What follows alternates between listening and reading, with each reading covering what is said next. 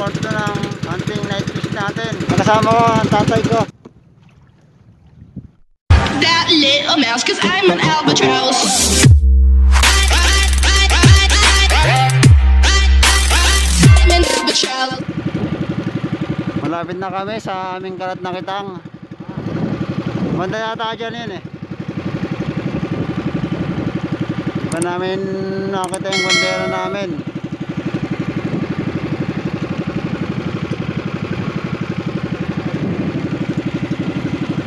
Yun. Ayun o.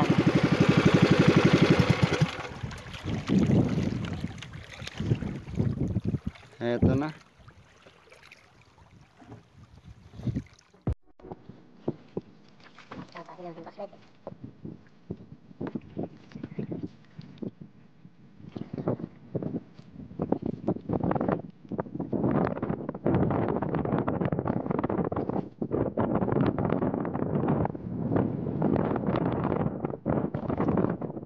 Ayun mga to, ilang piraso pa lang yung huli namin.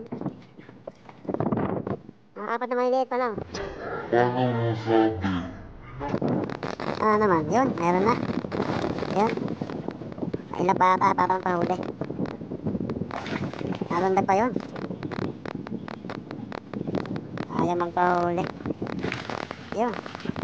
Yun, dali na. Ang ito ata yung medyo malaki-laki. So mga to, kailangan pagpupukin yan. Gawa ng lumulundag yan pagkabuhay na huli na nakakawala ba.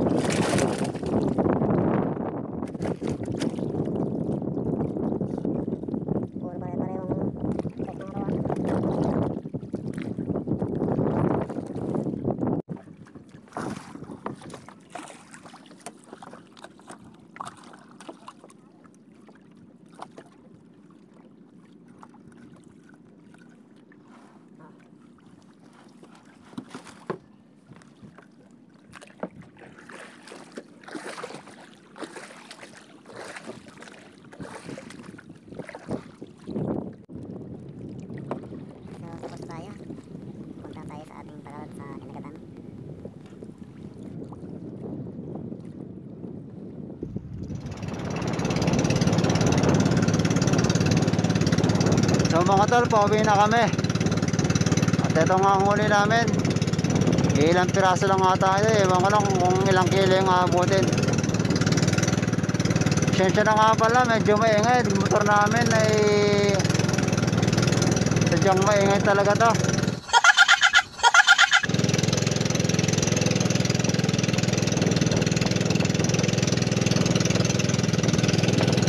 Pumunta na kami to sa Kinagatan. Doon kami tatakan lang aming huling arwana. So magkano ata ang kilo ng arwana doon? Tila sa 54 ang isang kilo ng arwana. Hindi ko lang alam kung ilang kilo ang abutin ng huli namin, pero sa palagay ko mga 5 kilo lang.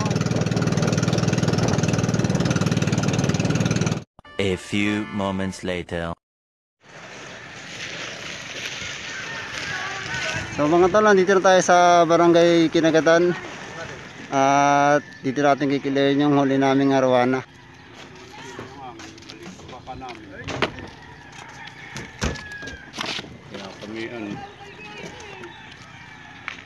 Maliliit.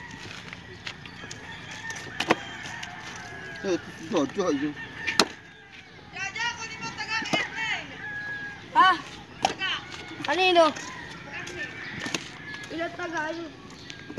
Ilan taga?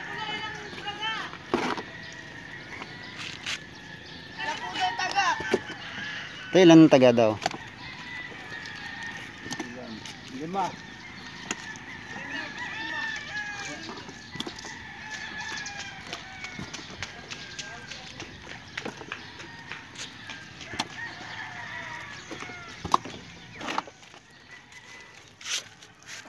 Unang angat 34. Kukunin natin yung kabayaran ng huli namin. 34. Tapos yung i-check ay 2.5. Sa magkano na ba ang arwana? 55. Mas taas ng kahit konti, no? Oh my God! Wow!